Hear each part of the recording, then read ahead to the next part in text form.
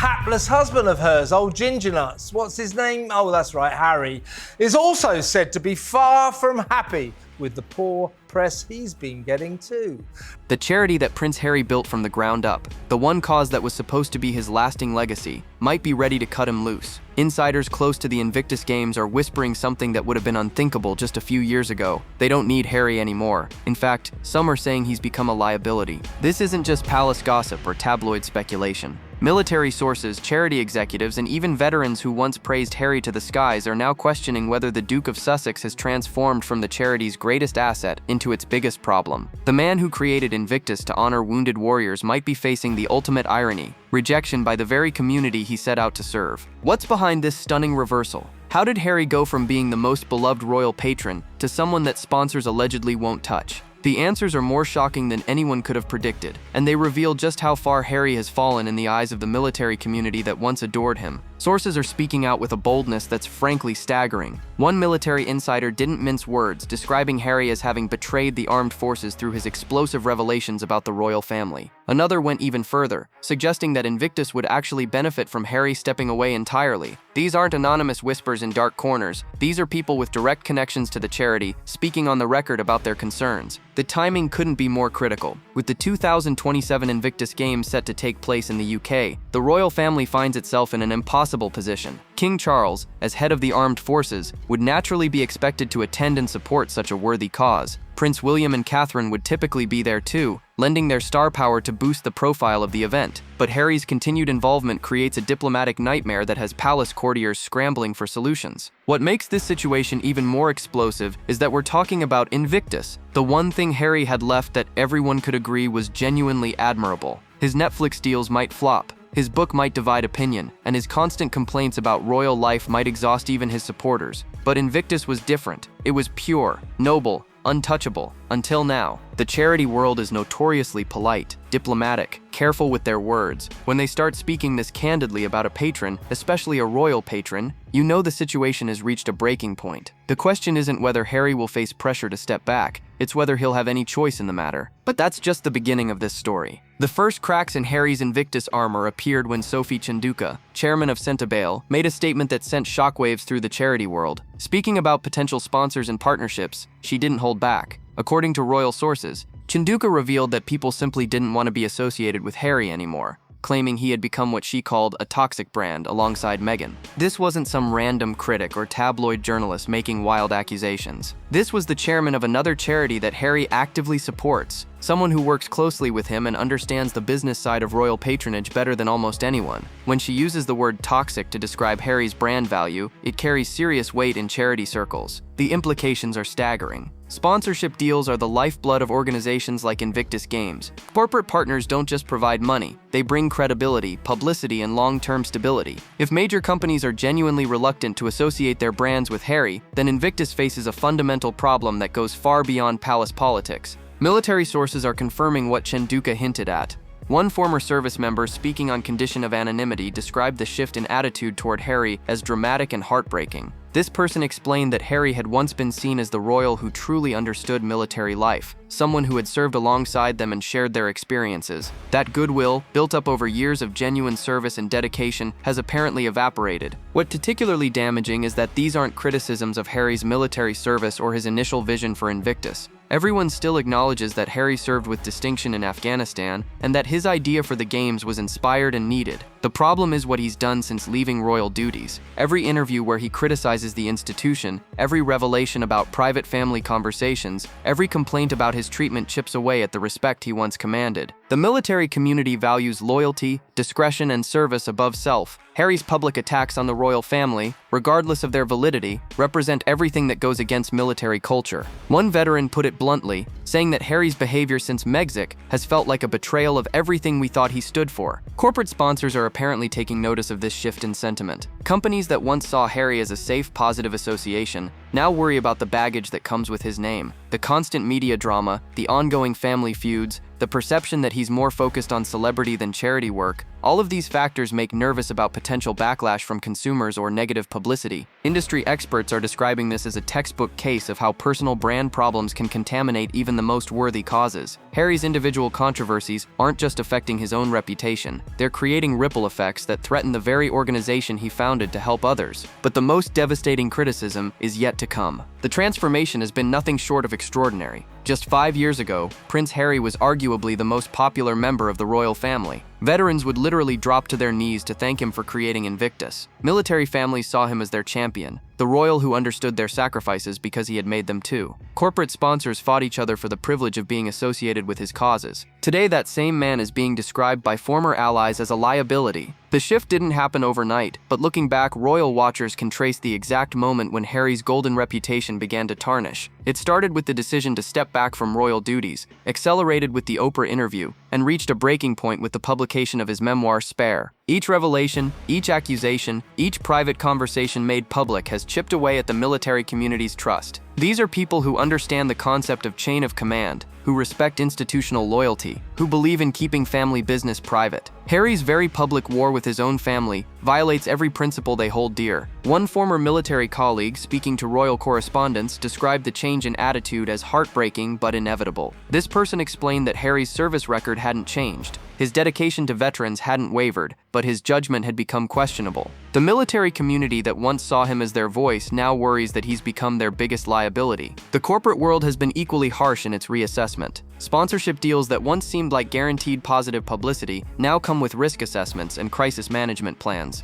Companies are asking hard questions about whether association with Harry brings more problems than benefits. The answer increasingly seems to be yes. What makes this situation particularly tragic is that Invictus itself remains as worthy and important as ever. The games continue to transform lives, providing wounded veterans with purpose, community, and hope. The participants haven't changed their opinion of what the competition means to them, but the organization that supports them is struggling with the baggage that comes from its founders' personal controversies. Royal sources suggest that Harry himself is aware of the growing criticism but remains convinced that he's fighting the good fight. Friends describe him as frustrated that his charitable work is being overshadowed by family drama, but seemingly unwilling to acknowledge his own role in creating that drama. This disconnect between Harry's self-perception and public reality is creating an impossible situation for everyone involved. The charity sector is notoriously diplomatic, but even their patience has limits. When someone becomes more famous for their controversies than their causes, when their personal brand generates more negative headlines than positive outcomes, difficult decisions have to be made. Invictus may be approaching that crossroads. Military insiders are reporting conversations that would have been unthinkable just a few years ago. Discussions about succession planning, about alternative leadership structures, about ways to preserve the mission while distancing the organization from its founder. These aren't enemy attacks or media hit jobs. These are Harry's own people questioning whether he's still the right person to lead the cause he created, and the pressure is about to get much worse. Sophie Chinduka's assessment wasn't just a casual observation, it was a devastating professional judgment from someone who operates in the same charitable circles as Harry. When the chairman of SNUBBED, another organization that Harry actively supports, describes both Harry and Meghan as equally toxic brands, the implications extend far beyond Invictus Games. Chinduka's comments reveal something that palace insiders have been whispering about for months. The Sussex brand, once seen as fresh and modern, has become radioactive in certain circles. Potential sponsors and partners are apparently conducting their own risk assessments, weighing the benefits of association against the potential for controversy and negative publicity. What makes Chinduka's assessment particularly damaging is her insider knowledge of how charitable partnerships actually work. She understands the delicate balance between celebrity patronage and organizational credibility. When someone with her experience uses terms like toxic brand, it carries weight that goes far beyond personal opinion. Sources close to SNUBBED suggest that Chinduka's comments reflect broader conversations happening throughout the charity sector. Organizations that once competed for Harry's attention are now quietly distancing themselves, concerned that his personal controversies could overshadow their missions and alienate their own supporters. The comparison to Meghan is particularly striking because it suggests that Harry's problems aren't just about his individual choices, but about his association with someone who is herself seen as controversial. Corporate sponsors who might have been willing to overlook Harry's family disputes are apparently less forgiving when it comes to the broader Sussex brand package. Industry insiders are describing this as a case study in how celebrity patronage can backfire. The theory behind royal and celebrity charitable partnerships is simple. Famous names bring attention. Attention brings donations. Donations fund important work. But when the celebrity becomes more controversial than the cause they're supporting, the entire model breaks down.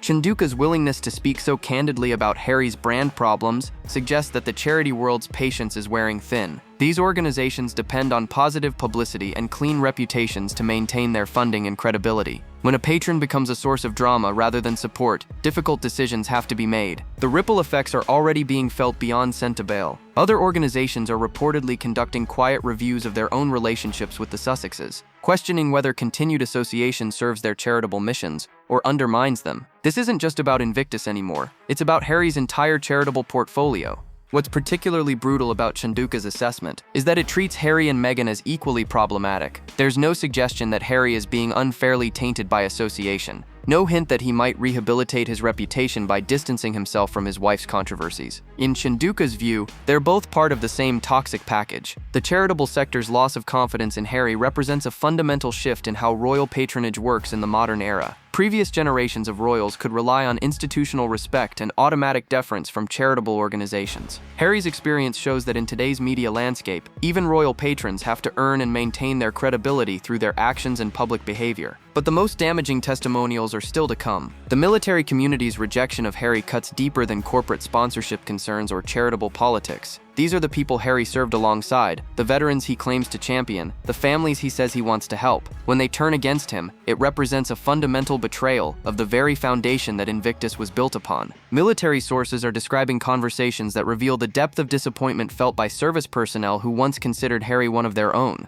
One veteran, speaking anonymously to royal correspondents, didn't hold back in expressing their feelings about Harry's post-royal behavior. They described his public criticisms of the royal family as feeling like a betrayal of everything we thought he stood for. The military culture that Harry emerged from values certain principles above all else: loyalty to your unit, discretion about sensitive operations, respect for chain of command, and keeping family business private. Harry's very public war with his own family violates every single one of these sacred principles. Veterans are watching someone they once respected act in ways that go against everything they were taught about honor and duty. What makes this particularly painful for the military community is that Harry's service record remains exemplary. His 2 tours in Afghanistan, his genuine connection with wounded veterans, his understanding of military sacrifice, none of that has changed. But his behavior since leaving royal duties has made many question whether they ever really knew him at all. Royal sources suggest that serving military personnel are particularly troubled by Harry's willingness to share private family conversations in his memoir and interviews. The military operates on trust, on knowing that sensitive information will be protected, that personal confidences will be respected. Harry's decision to monetize his family's private moments sends a message that nothing is sacred, nothing is off limits if the price is right. Veterans who once praised Harry for his authenticity now question whether that authenticity was ever real or just another performance.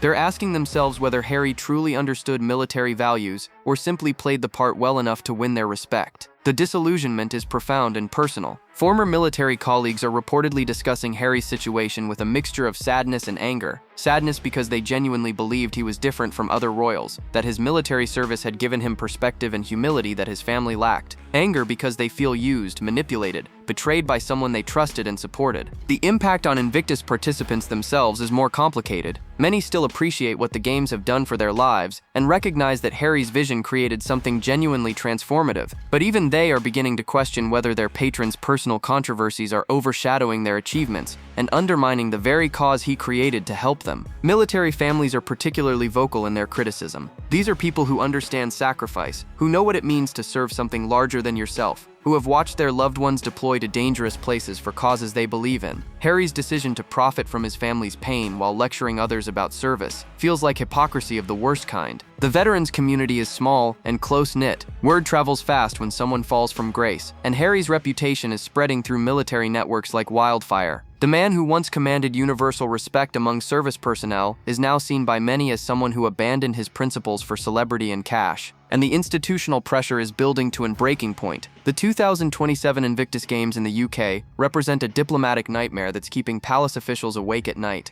King Charles, as head of the armed forces, would naturally be expected to attend and support such a worthy military cause. Prince William and Catherine would typically lend their star power to boost the event's profile, but Harry's continued involvement creates an impossible situation that threatens to overshadow the games themselves. Palace insiders are describing the planning discussions as fraught and delicate beyond belief. How do you support wounded veterans and military families while avoiding the family member who created the very event they're participating in? How do you honor the cause without legitimizing the controversial patron? These are questions that have no easy answers. Royal sources suggest that King Charles is genuinely torn about the situation. His personal feelings about Harry's behavior are reportedly complicated by his institutional responsibility to support military causes. The king understands that Invictus represents something bigger than family drama, but he also can't ignore the political implications of appearing alongside his estranged son at such a high-profile event. The media coverage alone would be a nightmare. Every interaction between Harry and his family members would be analyzed, every gesture scrutinized, every moment of tension or warmth turned into headlines that would overshadow the actual purpose of the games. The veterans competing would become background players in the Sussex family soap opera. Palace officials are reportedly exploring alternative approaches that would allow senior royals to support Invictus without directly endorsing Harry's continued leadership. Ideas being discussed allegedly include separate events, different timing, or even behind-the-scenes financial support that doesn't require public appearances together. The international implications are equally complex. Invictus Games attract participants and spectators from around the world, many of whom have their own relationships with the British royal family. Foreign dignitaries who might attend would find themselves navigating the same diplomatic minefield that's confusing palace officials. Military commanders are apparently expressing their own concerns about the situation. They want to support their wounded personnel and celebrate their achievements, but they're also aware that the royal family drama could distract from the game's true purpose. Some are reportedly suggesting that Harry's presence might actually diminish rather than enhance the event's significance. Corporate sponsors are watching these developments with growing anxiety. They signed up to support wounded veterans and military families, not to get caught in the middle of a royal family feud. The uncertainty about which royals might attend and how they'll interact is making marketing and promotional planning almost impossible. Television broadcasters are facing their own dilemmas. The games would normally be a feel-good story about courage, determination, and recovery, but with Harry's involvement and the potential for family confrontations, producers are having to prepare for multiple scenarios and potential damage control situations. The most tragic aspect of this entire situation is that the veterans themselves are becoming collateral damage in a family dispute that has nothing to do with their service or sacrifice. Their moment of triumph and recognition is being overshadowed by palace politics and personal grievances, and the palace's dilemma is about to get much worse. Palace sources are revealing the impossible balancing act facing senior courtiers as they navigate the Invictus minefield. These are professionals who have spent their careers managing royal protocols and diplomatic sensitivities, but Harry's situation presents challenges unlike anything they've encountered before.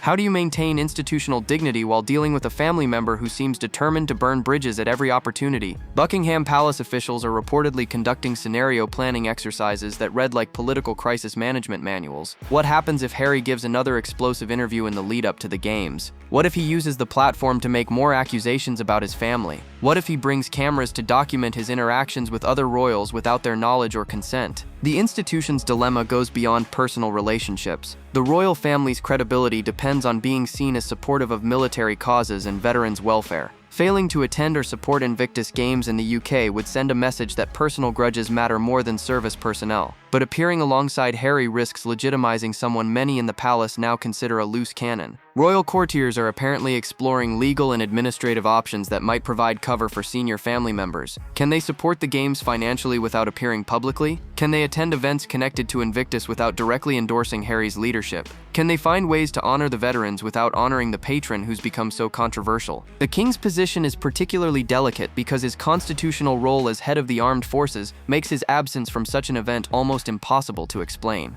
Charles has spent decades building relationships with military leaders and veteran organizations. Skipping Invictus Games on home soil would damage those relationships and raise questions about his commitment to service personnel. Palace insiders suggest that some officials are quietly hoping Harry will make the decision for them by stepping back from Invictus before the games begin. This would solve multiple problems simultaneously, allowing the royal family to support the cause wholeheartedly while avoiding the diplomatic nightmare of managing Harry's involvement. But other sources warn that pushing Harry out could backfire spectacularly. He might respond by launching another media offensive, portraying himself as the victim of institutional spite and family vindictiveness. The palace has learned from bitter experience that Harry's capacity for public retaliation is seemingly unlimited. The international dimensions add another layer of complexity. Foreign royals and heads of state who might normally attend Invictus Games are reportedly seeking guidance from British officials about the family dynamics they might encounter. Diplomatic protocols that should be straightforward become complicated when personal relationships intersect with state functions. Senior courtiers are apparently frustrated by their inability to find a clean solution to the Harry problem.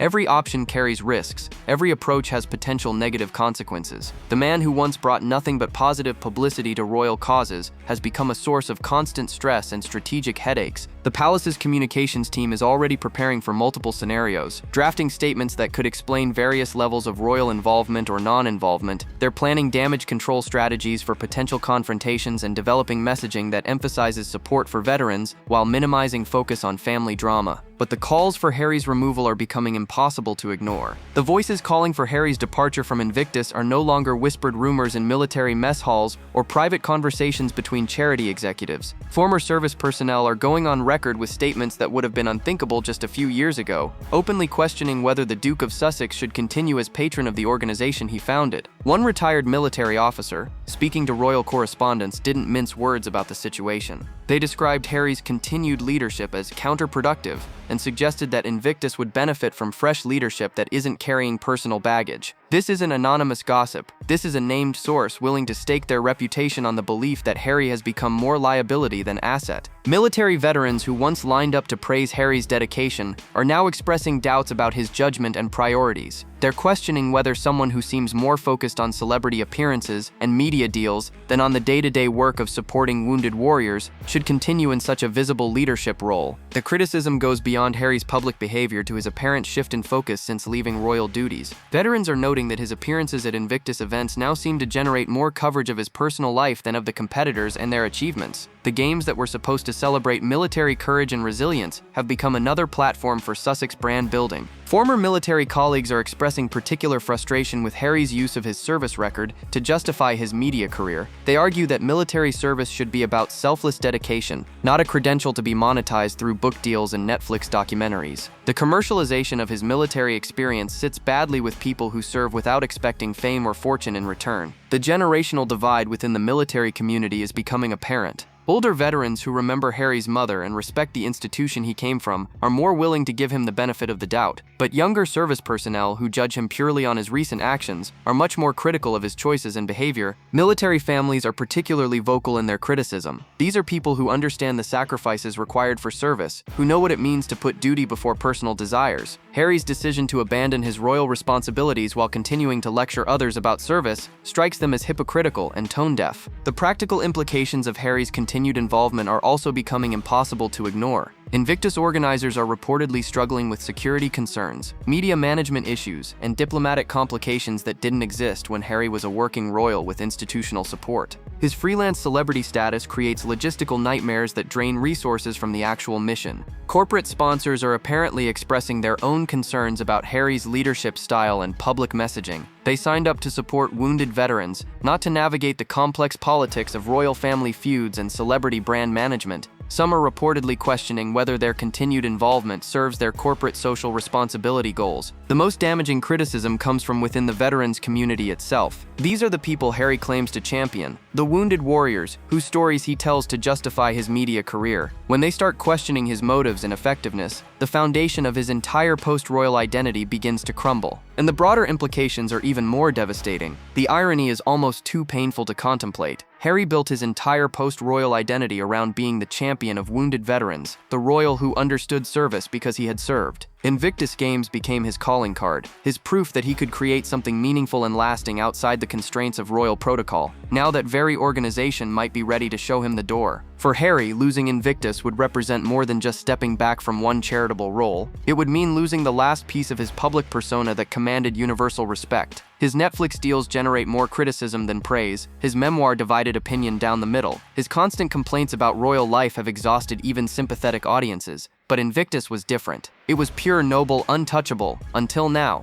Royal biographers are describing this potential rejection as Harry's ultimate comeuppance, the moment when his actions finally caught up with his ambitions. He spent years positioning himself as the authentic royal, the one who understood real people and real problems better than his pampered relatives. The military community's loss of faith represents a devastating judgment on that entire narrative. The psychological impact on Harry himself could be profound. Sources close to the Duke suggest that Invictus represents far more than a charitable interest to him. It's become central to his sense of identity and purpose. Friends describe him as genuinely passionate about the cause, more engaged with Invictus than with any of his other projects or business ventures. Losing the support of the military community would also undermine Harry's broader argument about why he left royal life in the first place. He claimed he wanted the freedom to speak authentically about causes that mattered to him, to support organizations and people without royal protocol getting in the way. If those very organizations now question his leadership, what was the point of sacrificing his royal position? The commercial implications extend far beyond Invictus itself. Harry's entire media strategy depends on his credibility as someone with genuine expertise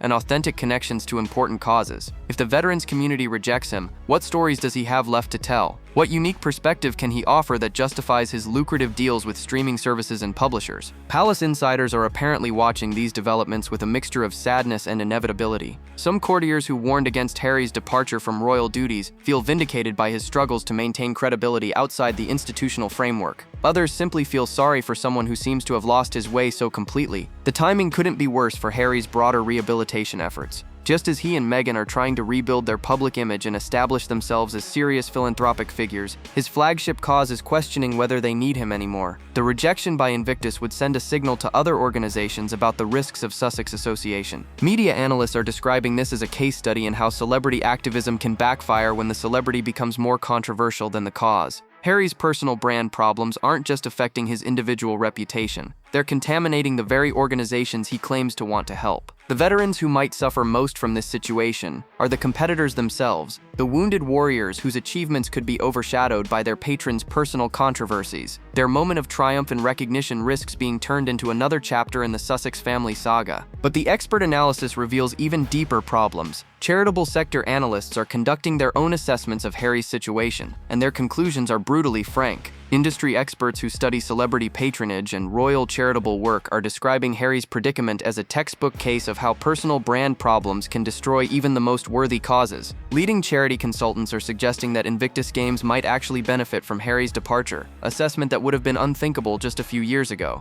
They argue that the organization has reached a level of maturity and recognition where it no longer needs royal patronage to maintain credibility or attract support. In fact, Harry's continued involvement might be holding it back. Corporate sponsorship specialists are revealing conversations with major brands that illustrate the depth of Harry's image problems. Companies that once competed for the privilege of associating with Harry are now conducting risk assessments that treat him as a potential liability rather than an asset. The calculation has shifted from "what do we gain from this association" to "what might this association cost us?" Public relations experts are describing Harry's situation as a masterclass in how to destroy decades of goodwill in record time. His military service, his genuine connection with wounded veterans, his obvious passion for the cause, none of these assets matter anymore because they've been overshadowed by his personal controversies and family feuds. Media analysts are pointing to Harry's declining coverage as evidence of his diminishing relevance. His Invictus appearances once generated wall-to-wall positive coverage focused on the games and their participants. Now his presence generates more stories about family drama and personal grievances than about military courage and resilience. International development experts are noting that other royal patrons have successfully navigated personal challenges without damaging their charitable work. They point to examples of royals who maintain their effectiveness as patrons despite divorces, scandals, or family disputes by keeping their personal lives separate from their charitable duties. Fundraising specialists are revealing the practical impact of Harry's brand problems. Donor research shows that major philanthropists are increasingly reluctant to support causes associated with controversial figures, regardless of the worthiness of the mission. Harry's toxicity is apparently affecting Invictus's ability to attract the kind of transformational gifts that sustain major charitable operations. Event management professionals are describing the logistical nightmares created by Harry's freelance celebrity status. When he was a working royal, his appearances came with institutional support, professional staff, and clear protocols. Now his involvement creates security headaches, media chaos, and diplomatic complications that drain resources from the actual mission. Veterans Affairs specialists are suggesting that Harry's departure might actually improve Invictus's relationships with government agencies and military institutions. His ongoing attacks on the establishment make it difficult for official organizations to maintain formal partnerships with Invictus, limiting the game's ability to access institutional support and resources. The most damning assessment comes from experts in celebrity activism, who study how famous figures can effectively support important causes. They describe Harry's approach as increasingly self-serving, more focused on maintaining his own relevance than on advancing the interests of the people he claims to serve. Professional fundraisers are noting that successful charitable leaders understand when to step back for the good of the cause. Harry's apparent unwillingness to consider this option suggests either a lack of self-awareness or a prioritization of personal interests over organizational welfare that troubles charity sector professionals, but the final implications paint an even bleaker picture. The broader implications of Harry's potential rejection by Invictus extend far beyond one charitable organization. This represents a fundamental collapse of the post-royal identity he spent years trying to construct, and the ripple effects could reshape his entire future. If Harry loses Invictus, what's left of his credibility as a serious philanthropic figure? His other charitable involvements pale in comparison to the games he founded, and none carry the same emotional weight or personal significance. Without Invictus as his flagship cause, Harry becomes just another celebrity looking for relevance, another famous person with opinions but no particular expertise or authentic connection to the issues he claims to care about. The commercial implications are staggering. Harry's entire media strategy depends on his ability to tell authentic stories about service, sacrifice, and resilience. His Netflix deals, his speaking engagements, his potential future book projects all rely on his credibility as someone with genuine connections to important causes. Losing the support of the military community undermines the foundation of his entire brand. Palace watchers are suggesting that this rejection might finally force Harry to confront the consequences of his choices. For years, he's been able to maintain the fiction that his problems are entirely the fault of his family, the media, or the establishment. But when the veterans he claims to champion start questioning his leadership, that narrative becomes much harder to sustain. The international embarrassment factor cannot be overstated. Harry has spent years positioning himself as a global humanitarian, someone whose work transcends national boundaries and family politics. The rejection by his own charitable creation would send a signal to international organizations about the risks of Sussex association. Meghan's brand could also suffer collateral damage from Harry's Invictus problems. She's increasingly tried to position herself as a serious businesswoman and philanthropic figure, but her husband's charitable failures reflect poorly on their joint credibility. Corporate partners considering deals with either Sussex will inevitably factor in the other's reputation and track record. The psychological impact on Harry himself could be profound and lasting. Sources describe Invictus as more than just a charitable interest to him. It's become central to his sense of identity and purpose. Losing that anchor could leave him adrift in ways that go far beyond professional or commercial considerations. Political implications are also emerging. Harry's criticism of his family and the institution they represent has already strained his relationships with government officials and diplomatic circles. His charitable failures provide additional ammunition for those who question his judgment and effectiveness as any kind of public figure. The veterans community rejection represents something particularly painful, because these are people Harry genuinely seems to respect and care about. Unlike his complicated relationships with media figures or royal officials, his connection to wounded warriors appeared authentic and mutual. That makes their loss of faith all the more devastating. Future charitable organizations will inevitably study Harry's trajectory as a cautionary tale about celebrity patronage gone wrong. His experience demonstrates how personal controversies can contaminate even the most worthy causes, and how quickly decades of goodwill can evaporate when personal brand management goes awry. The ultimate question facing Harry now is whether he has the self-awareness and humility to step back for the good of the cause he created. Can he put the welfare of wounded veterans ahead of his own ego and commercial interests? Can he recognize that his continued involvement might be hurting the very people he claims to want to help? The answer to those questions will determine not just the future of Invictus Games, but Harry's own legacy as either a man who served something greater than himself or someone who ultimately served only his own interests. The charity that was supposed to be Harry's lasting gift to wounded warriors might end up being his final lesson in the difference between genuine service and celebrity activism, and that lesson is becoming more painful by the day.